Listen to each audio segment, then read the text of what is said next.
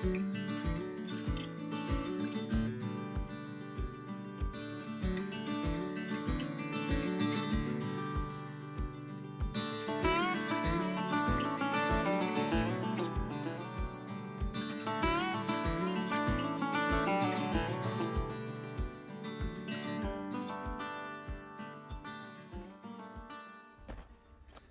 guys, how you doing?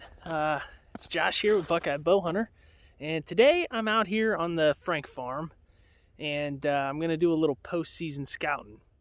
So I'm just going to get out here for a couple hours here this afternoon and put some miles on my boots and just try to figure out, give myself a better idea of how these deer are utilizing the property throughout the fall. And along the way, I'm going to show you guys my top 5 post-season scouting tips that I use every year, just to give myself a little bit of an edge or help me be more successful in the fall. So stay tuned for that, and I'm gonna get walking here. Hopefully I can find some good stuff to talk about.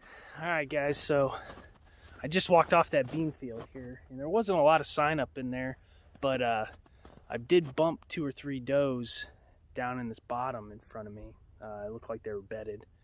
While I'm kind of headed back to the area I want to scout, I want to talk to you guys about my number 1 post-season scouting tip, and that is go when there's snow. Snow is super important for giving you a beautiful view of how the deer are using your property during the late season and throughout the year. It's best to go when there's been snow on the ground for a week or so, which allows that sign and those tracks to accumulate and give you a really good representation of what those deer are doing on a day-to-day basis. If you're in an area where there's very low deer densities, you might want to give it a little longer, 2 weeks with snow if you can get that. I'm in Ohio, northeast Ohio. We're in the snow belt. It's pretty easy to do that this time of year. If you're in an area where there's a ton of deer, high deer densities, you can get away with 3 or 4 days after snow, and you're gonna get a pretty good, accurate representation of how those deer are using the property. Snow is so important. It's so easy to read sign. You can read it really quickly. You can walk trails quickly, and you can cover a ton of ground quickly in the snow. Snow is super important, so remember that one. All right, guys. So tip number 2.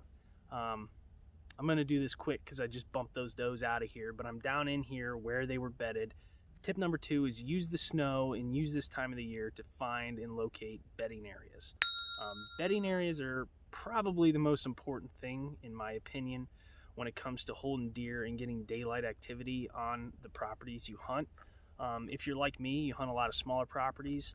I'm in northeastern Ohio. Most of the properties I hunt are 60, 70, 80 acres. Those aren't big enough to hold, to encapsulate all of a deer's daily activities throughout the year. Those deer are going to be living on other farms and other parcels for probably the majority of the year. But if you have bedding area on your property, good bedding especially this time of year when there's no foliage and you got that high stem count and horizontal cover that deer like, which is what we're standing in right now, that is the best possible thing for holding deer on your property. Food sources are important. If you're like me, again, on the farms I hunt, this time of year, you're not going to get a lot of destination food sources where you're going to get a ton of sign, deer piling into fields and eating, because all the crops have been, stripped and cut back in the fall. And maybe my farm's different, but it seems like the farmers that work on these farms do a really good job of getting all of the beans and all of the corn off. You'll get some deer a couple weeks, maybe a month after the crops have come off, hitting the fields, but by this time it's pretty much, the beans have rotted away and all the corn has been eaten. So bedding is the most important thing to me. Find beds. You're going to find deer moving in the daylight. Now, this is something you're going to want to keep track of. You're going to want to mark this on a map, in notes, however you keep track of stuff year to year, because bedding areas are super, super important for daylight activity. This is a really good example of a bedding area. I'm actually kind of excited I ran into this. You can see here there's a bed up here, there's a couple beds up here, there's a bed in here, bed in here. We got some really thick cover, got some horizontal cover like this. That's actually all these deer are kind of bedded right around this dead tree, and they got some really thick stuff in front of them and a big hillside behind them. And then out here to the west is a big open field. It's actually a swamp, but with the snow, everything's knocked down, so they can see a long ways. I've hunted this farm for about 10 years, so I could tell you for a fact that, this is a bedding area that does get used pretty consistently. I actually missed a giant buck, maybe 5 years ago now, that walked out of this bedding area. Shot right over his back. I still have nightmares about it. Yeah, with snow, it makes it so much easier, and these bedding areas are so important, especially for getting daylight activity when you're hunting on the farms you're hunting. So that'll be the last thing I say.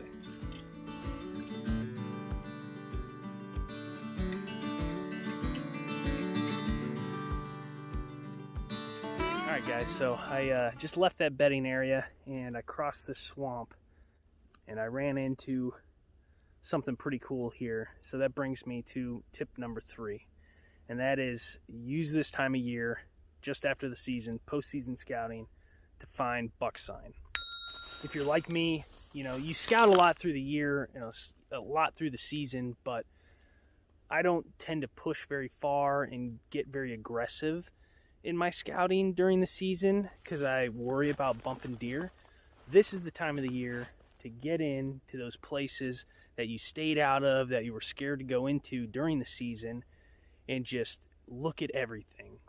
Find rubs, old scrapes, trails. This is the time to dive in and look at everything. You're not gonna do any damage for next year. All you're gonna do is help yourself and build on that data and that knowledge for the coming years to give you a better idea of how these bucks are using the properties you hunt during the fall and during the rut. Behind me here you can see I got a bunch of rubs here, smaller rubs that were obviously made in the fall. Those are always cool to find. But what I really want to show you guys are these up here. These rubs right here. These rubs are super important because they are historical rubs.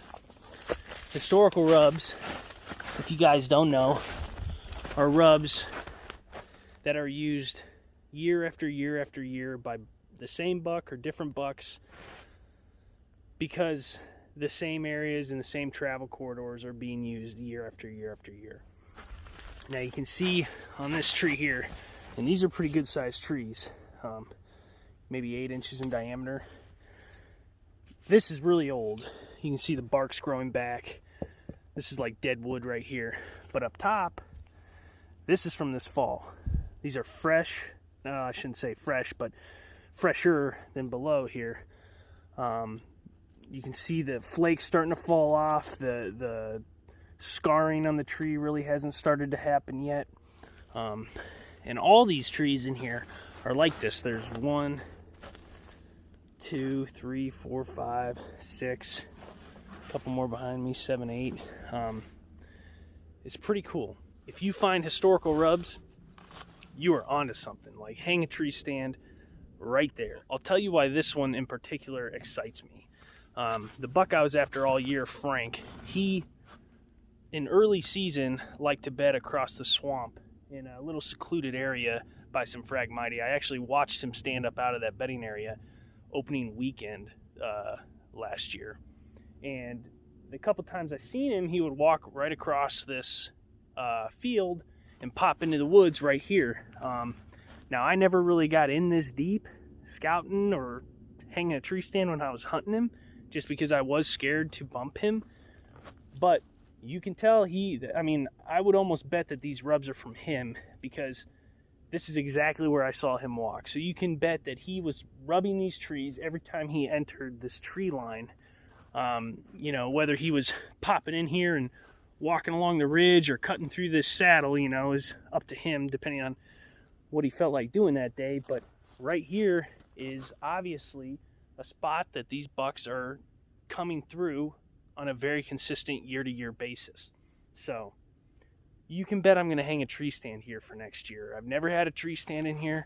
Like I said, I've hunted this property for 10 years, and that kind of sign really excites me. So tip number 3, look for buck sign. You never know what you're going to find. Get into those places where you don't normally go, where you're scared to go during the season, because it might just blow open your whole game and give you all kinds of ideas and opportunities and things that you didn't think of before on how these bucks are using your property. Because I'll tell you what, these bucks are sneaky, and whatever they can get away with, they'll get away with. So you got to really dig in after them. But I'm going to keep moving. Stay tuned, guys.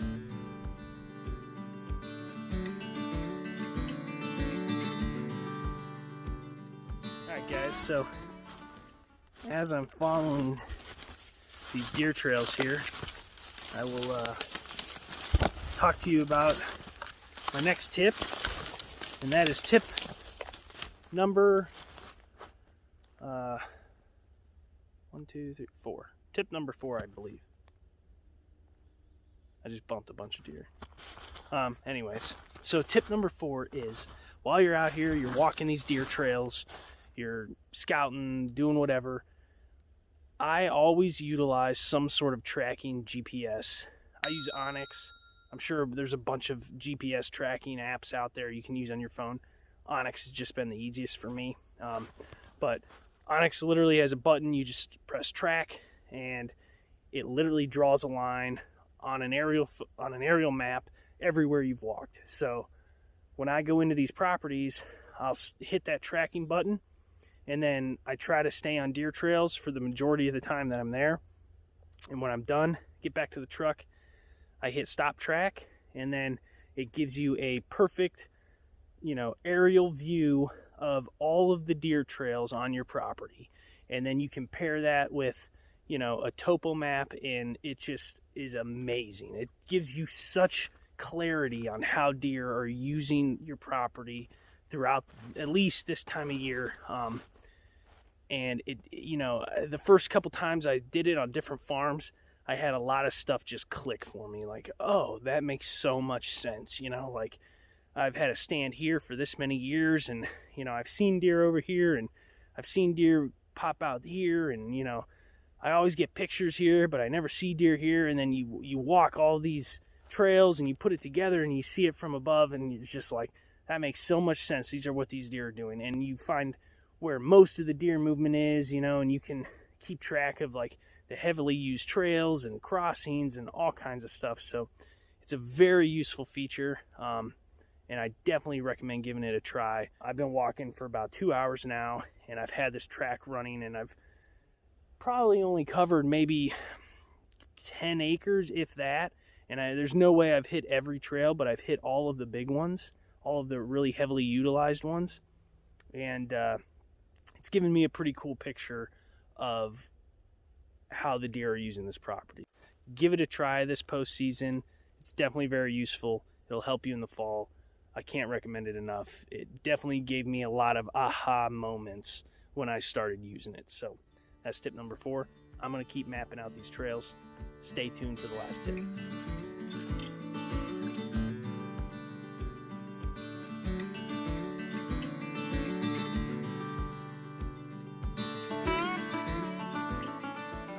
It's about 5 o'clock, so I'm gonna get out of here. Sunday, so kind of want to get home and relax, have some food, and chill out before the work week starts. But as I'm walking out of here, I want to talk to you about my 5th and final tip for postseason scouting, and that's shed hunting. Shed hunting is such an important piece of the puzzle. It can give you just that little bit of data that puts you over the top that you need. And I feel so many people overlook it and don't participate in shed hunting every year, and they're really missing out. Shed hunting is awesome. For one, you find antlers, you know, if you're lucky enough to find antlers.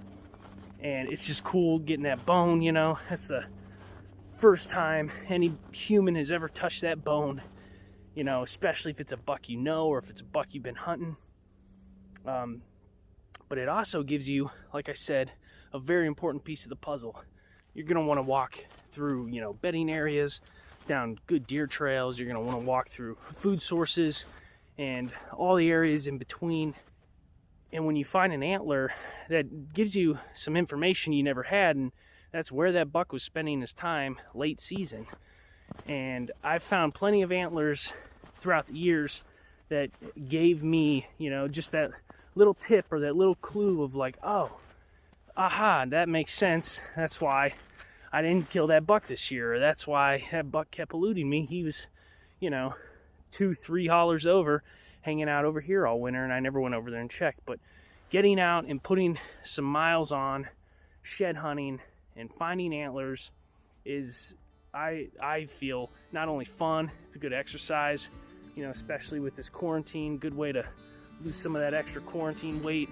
But it's very important for putting the puzzle together when you're hunting these big, mature whitetails.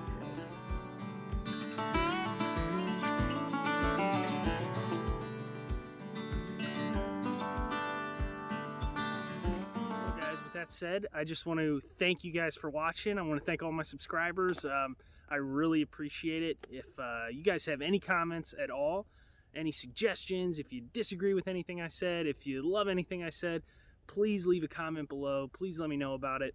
I will respond to you, I promise. Also, if you like any of this content, don't forget to hit the like and subscribe button.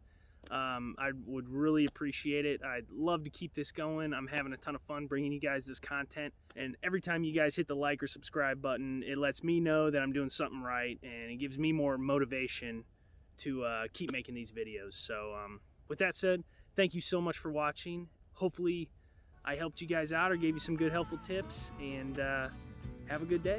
See you guys on the next one.